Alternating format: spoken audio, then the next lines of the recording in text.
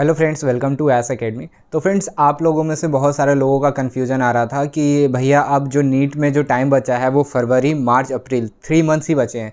तो इसमें अब कैसे प्रिपरेशन करूं ताकि मेरा जो मार्क्स है वो अच्छा आ सके और मैं एक अच्छे मेडिकल कॉलेज में जा सकूं। ठीक है, तो इसी बारे में आज इस वीडियो में बात करने वाला हूं।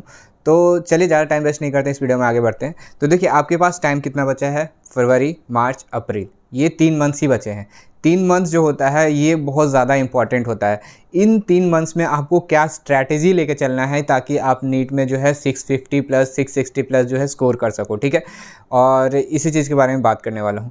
तो देखिए, क्या करना है आपको सबसे पहले तो ध्यान रखना है कि आपने कितना सिलेबस कंप्लीट किया है।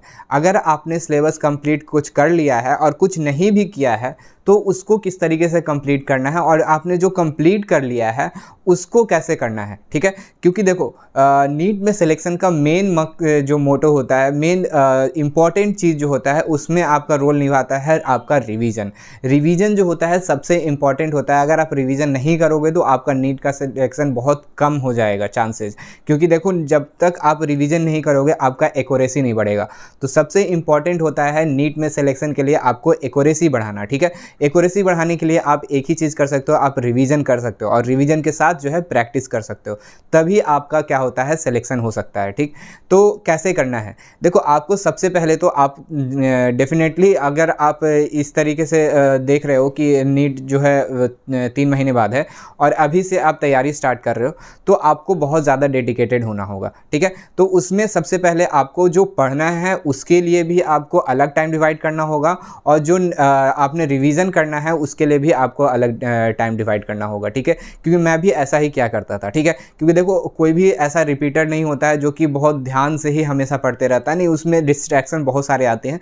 तो उन चीज़ों को फॉलो अप करके ही हमको जो है आगे बढ़ना होता है। ठीक है, तो देखो, सबसे पहले आपको क्या करना है, आपको पढ़ाई करने के लिए जो आपने सिलेबस कंप्लीट नहीं किया है उसके लिए एक अलग टाइम रखना है, और जो आप रिवीजन करना है आपको उसके लिए अलग टाइम रखना है।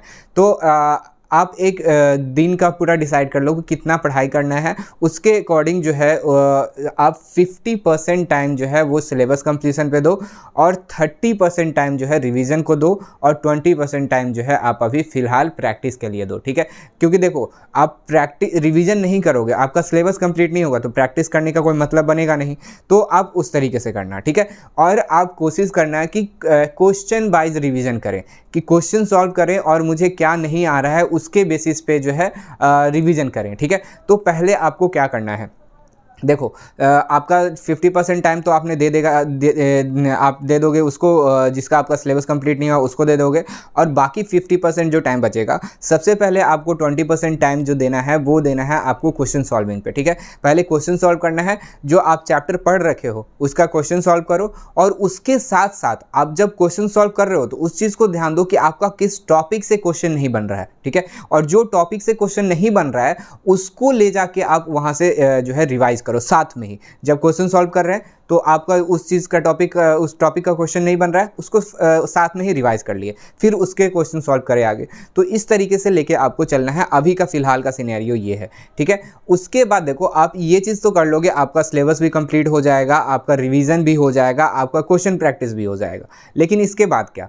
इसके इतने से तो सिलेक्शन नहीं होना है। इसके बाद आपको अपने आप को टेस्ट करना है। टेस्ट करने के लिए क्या करोगे? टेस्ट सीरीज ज्वाइन करोगे। तो उसके बाद आपको आता है टेस्ट सीरीज ज्वाइन करना। ठीक है, टेस्ट सीरीज ज्वाइन करने के लिए मैंने आपको बता दिया है कौन सा टेस्ट सीरीज ज्वाइन करना है, तो आप वहाँ से देख सकते हो। वीडियो जो है मैंने अपलोड कर दिया था कि टेस्ट सीरीज कौन सा टेस्ट सीरीज आप ज्वाइन करोगे, तो वो करना है। तो टेस्ट सीरीज कैसे देना है आपको? टेस्ट सीरीज देखो, आप अभी फिलहाल जब सिलेबस कंप्लीट तब तक नहीं हुआ है, तब तक आप चैप्टर वाइज टेस्ट दो। चैप्टर वाइज टेस्ट वाला जो आपका टेस्ट सीरीज आता है वो ज्वाइन करो, और उसमें आपको क्या करना है, आपको टेस्ट देने जाने से पहले आपको पूरा रिवीजन करना है। जो टॉपिक आ रहा है, जो चैप्टर्स आ रहा है, उसका आपको पूरा रिवीजन करना है। रिवीजन करने के बाद आपको टेस्ट देने जाना है। ठीक है, और टेस्ट दे के आओगे तो आप, ऐसा नहीं है कि टेस्ट दे के आए, नंबर कैलकुलेट किए, खत्म, नहीं, ऐसा नहीं होना चाहिए। जब टेस्ट दे के आ रहे हो आप, उसके बाद आपको उस पेपर को एनालाइज पूरे तरीके से करना है कि आपका कौन सा टॉपिक वीक है। ठीक है, तभी जो है आप जो है अच्छा मार्क्स जो है स्कोर कर पाओगे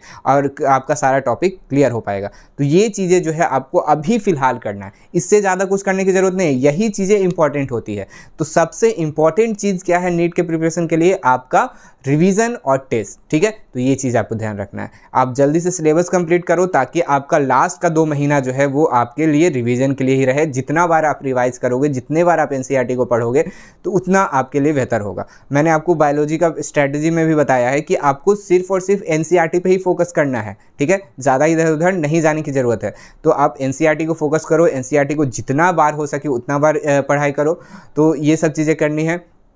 उसके बाद आपको क्या करना है? देखो, उसके बाद आपको नंबर पे फोकस करना है कि नंबर आपका कैसा आ रहा है, उसको किस तरीके से इम्प्रूव किया जाए, ठीक है। क्योंकि यही टाइम जो है आप नंबर को इम्प्रूव कर सकते हो, ठीक। तो ये चीज़ है। आप देखो कि इंपॉर्टेंट चैप्टर्स कौन कौन से हैं। बायो का इंपॉर्टेंट चैप्टर कौन कौन सा है, उसको पहले कंप्लीट कर लो। फिजिक्स का इंपॉर्टेंट चैप्टर कौन कौन सा है, उसको पहले कंप्लीट कर लो। केमिस्ट्री का कौन सा इंपॉर्टेंट चैप्टर है, पहले उसको कंप्लीट कर लो। उसके बाद ही आपका जो है अच्छा मार्क्स आ सकता है, ठीक है। तो ये चीज़ है। तो यही सारी चीज़ें मुझे इस वीडियो में बताना था। आई होप आपको सारी चीज़ें समझ में आ गए होंगे और आप जो है इसी तरीके से अपना प्रिपरेशन आगे ले जाओगे, ठीक है। तो ये चीज़ें अभी से ही आप डिवाइड कर लो कि इतना टॉपिक इतने दिन में कंप्लीट करना है और इतना टाइम हमको इस टॉपिक पे देना है। मेरा टॉपिक ये वीक है, इसको पहले करना है और इसको बाद में भी करेंगे तो हो जाएगा, ठीक है। ये सब चीज़ें आपको करना ही होगा, तभी आप जो है अच्छा मार्क्स स्कोर कर पाओगे, ठीक है। तो बस यही सारी चीज़ें मुझे आपको इस वीडियो में बताना था। आई होप आपको सारी चीज़ें समझ में आ गए होंगे और सारा चीज़ क्लियर हो गया होगा। तो बस इस वीडियो में इतना ही रखते हैं। अगर आपको ये वीडियो अच्छा लगा तो इस वीडियो को लाइक करना, अपने सभी दोस्तों के साथ इस वीडियो को शेयर करो ताकि उनको भी ये इन्फॉर्मेशन पता चल सके। और अगर आप हमारे चैनल पहली बार विजिट करो तो हमारे चैनल को सब्सक्राइब ज़रूर कर लेना। तो बस इस वीडियो में इतना ही। Thanks for watching.